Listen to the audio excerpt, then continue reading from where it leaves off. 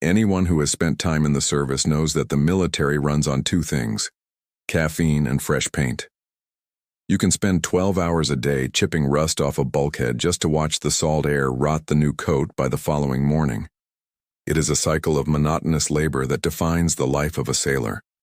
I remember the smell of industrial primer sticking to my lungs during long watches in the humid heat of the engine room.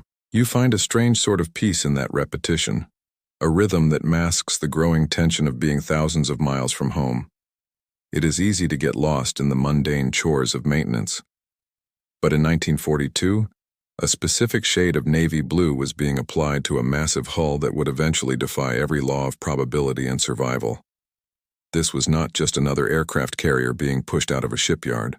The men at the Four River shipyard weren't just building a vessel of war. They were constructing a phantom that would refuse to stay dead despite the best efforts of the Imperial Japanese Navy.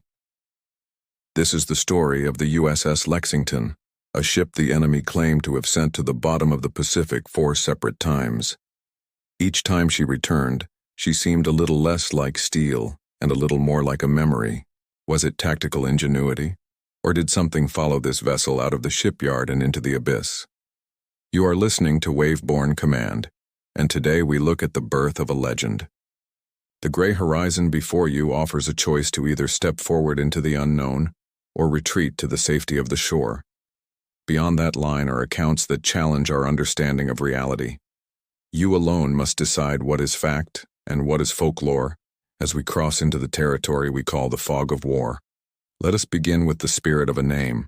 In the summer of 1942, the shipyard was a chaotic symphony of screaming metal and white-hot rivets. The workers were laboring on a ship they knew as the USS Cabot, a name meant to honor an explorer.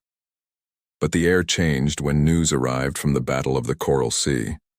The original USS Lexington, the CV-2, had been lost to the deep after a brutal engagement. A heaviness settled over the workers as they realized a namesake was gone. They didn't want to build the Cabot anymore. They wanted to bring back the Lexington. Thousands of shipbuilders signed a petition demanding the Navy allow them to rename the hull under construction. They wanted to prove that the spirit of a ship could survive the sinking of its steel.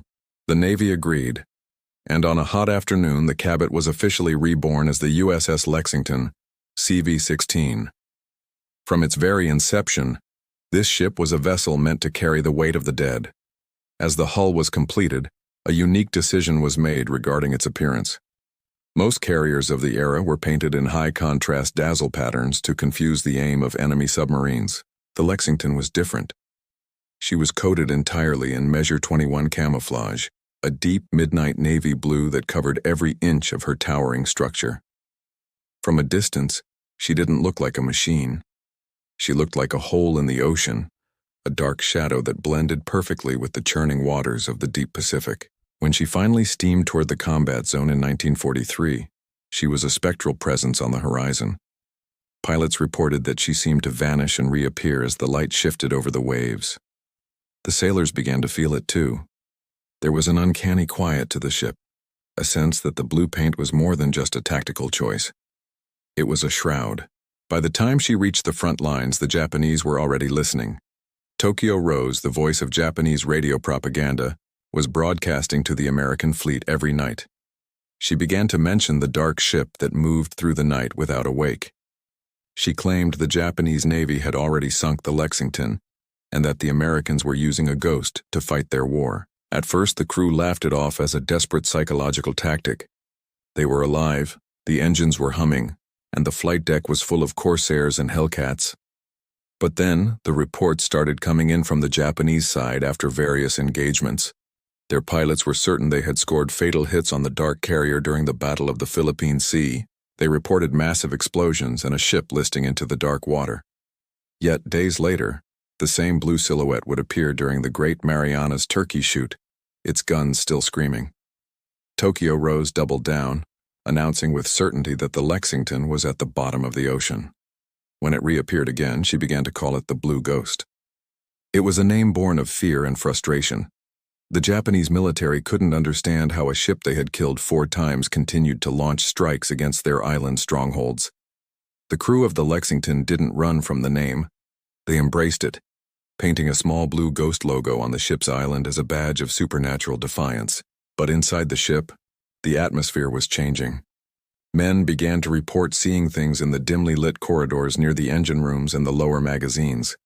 They saw sailors in uniforms that didn't match the current regulation. They heard the sound of boots on metal when the compartments were supposed to be empty. Was it the stress of constant combat? Or was the ship truly being manned by the spirits of those who went down with the CV-2? The line between the two Lexingtons began to blur. During the Battle of Leyte Gulf, the ship was a whirlwind of activity. Her planes were instrumental in sinking the Japanese super battleship Musashi, a feat that felt like a vengeance from the grave. The Blue Ghost was no longer just a nickname. It was a psychological reality that haunted the dreams of the enemy and the waking hours of her own crew. Every time the Japanese claimed a victory, the Lexington would emerge from a squall or a fog bank, dark and silent. She was a reminder that some things refused to stay buried in the salt. Yet, the luck of the Ghost was about to be tested by a new kind of terror. The Japanese were preparing a weapon that didn't care about camouflage or legends. As 1944 drew to a close, the air over the Pacific turned cold and predatory. The monotony of painting and patrol was about to be shattered by a scream from the sky. The legend of the Blue Ghost was built on survival, but every ghost has a story of how it died. For the Lexington, that moment was screaming toward her at 500 miles per hour. That pilot didn't see a ship. He saw a blue shadow blending into the darkening waves of the Philippine Sea. The Lexington was cloaked in her signature Measure 21 paint, a deep navy that turned her into a spectral blur against the horizon. He banked his Zeke, the engine whining as he pushed the airframe to its structural limits. Below him, the deck of the carrier was a hive of activity, unaware of the sudden death descending from the clouds. It was November 5, 1944. The crew was already exhausted from the high-tempo operations of the Leyte Gulf campaign, their eyes stinging from salt and lack of sleep. In the belly of the ship, men were moving ordnance and fuel, performing the dangerous choreography required to keep a floating airfield operational. They lived in a world of clanging steel and shouted orders. Then, the lookouts spotted the shape. It wasn't a formation of planes, but a single, focused point of malice coming in low and fast from the starboard side. The 20mm guns began to bark, their rhythmic thumping vibrating through the hull. Tracers cut through the humid air, creating a web of fire designed to shred anything that entered the ship's perimeter. The curtain between the living and the lost is often drawn by the hands of conflict. To cross it is to acknowledge that some echoes never fade from the corridors of time. "Get down!" someone screamed over the roar of the anti-aircraft batteries. The Zeke didn't swerve or attempt to evade. The pilot had already committed his soul to the Emperor and his body to the steel. The impact was a physical transformation of reality. 1,000 gallons of aviation fuel and a 500-pound bomb slammed into the island structure, the very brain of the ship. A massive fireball erupted, rising hundreds of feet into the air. The sound was not a bang but a sustained, visceral roar that swallowed the screams of the wounded and the dying. Inside the ship, the shockwave traveled through the bulkheads like a hammer blow.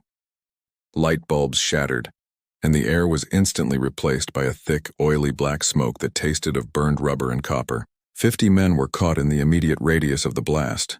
Some were vaporized instantly, while others were trapped in compartments that had become ovens in a matter of seconds. On the bridge, the officers were thrown against the consoles. The Lexington groaned, a deep metallic protest that felt more like a wounded animal than a machine of war. For a moment, the ship seemed to stagger. The fires raged near the command center, threatening to melt the very superstructure that allowed the ship to function as a weapon of the state. Men fought the inferno with a desperate, practiced fury. They weren't just saving a carrier, they were saving their home from the Pacific's hungry depths. Within 20 minutes, the deck was cleared, and flight operations resumed. It was a feat of engineering and human will that seemed impossible to the watching fleet. The Blue Ghost had lived up to her name once again. 50 sailors were lost in that single, brutal strike. Their names were etched into the ship's history, but some say their spirits remained woven into the very steel. The Lexington survived the war, a decorated titan of the sea. She finished the conflict with 11 battle stars and a Presidential Unit Citation.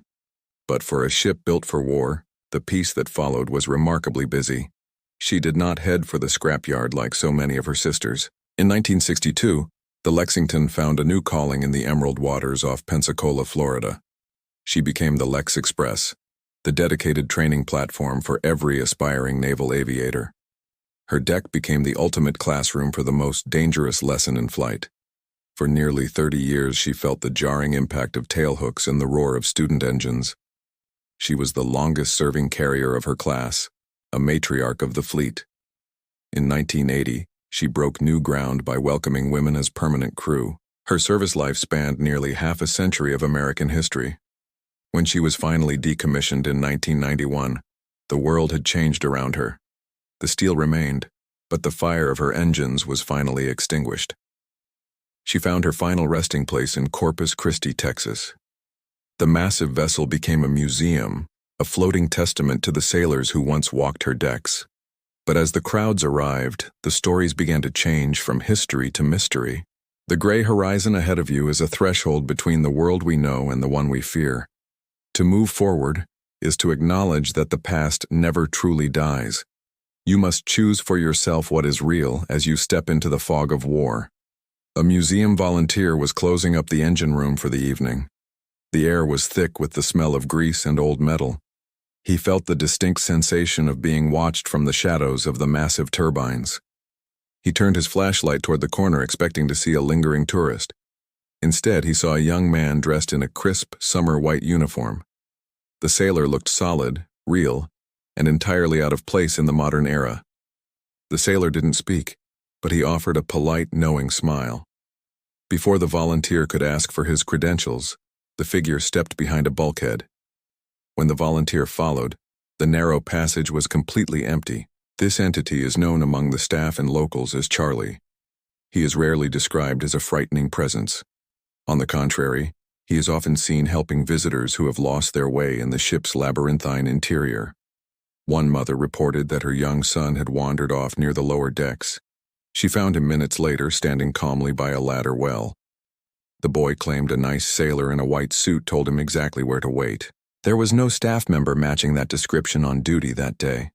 Charlie seems to be a permanent watchstander, a ghost who still feels the weight of his responsibilities.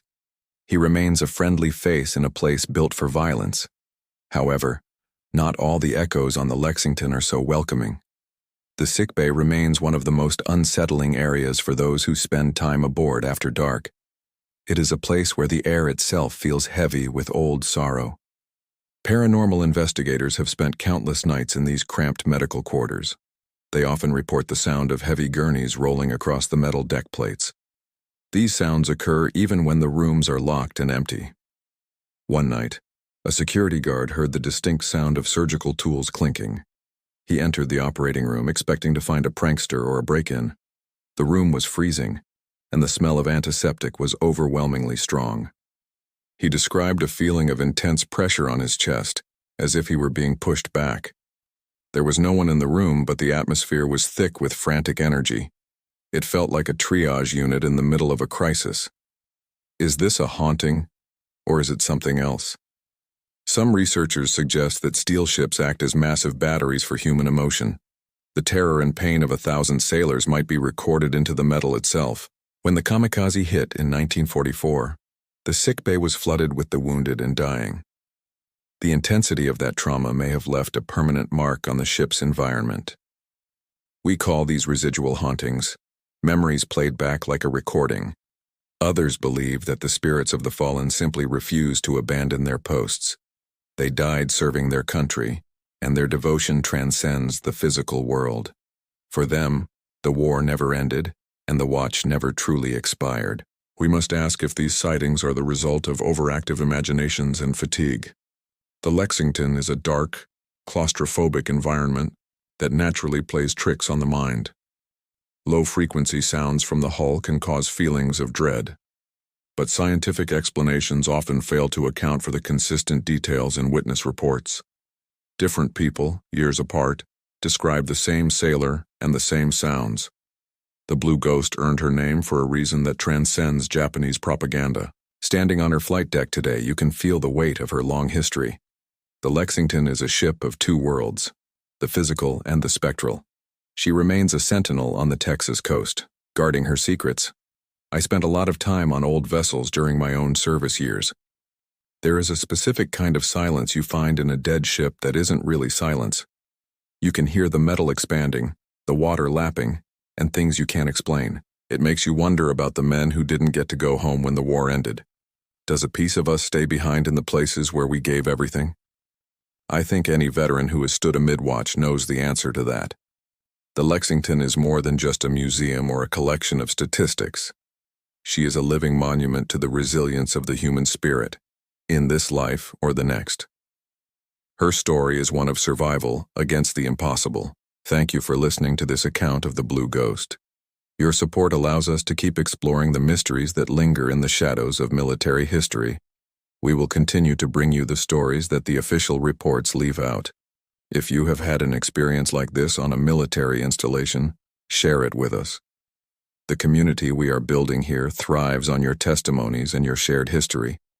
We are all witnesses to the unexplained corners of the world. Make sure to subscribe to Waveborne Command so you never miss a briefing from the front lines. Your engagement helps us reach more veterans and enthusiasts who value these stories. We have much more to explore in the coming weeks. Thank you for listening. May God be with each and every one of you, no matter what you are dealing with, and I will see you in the next episode.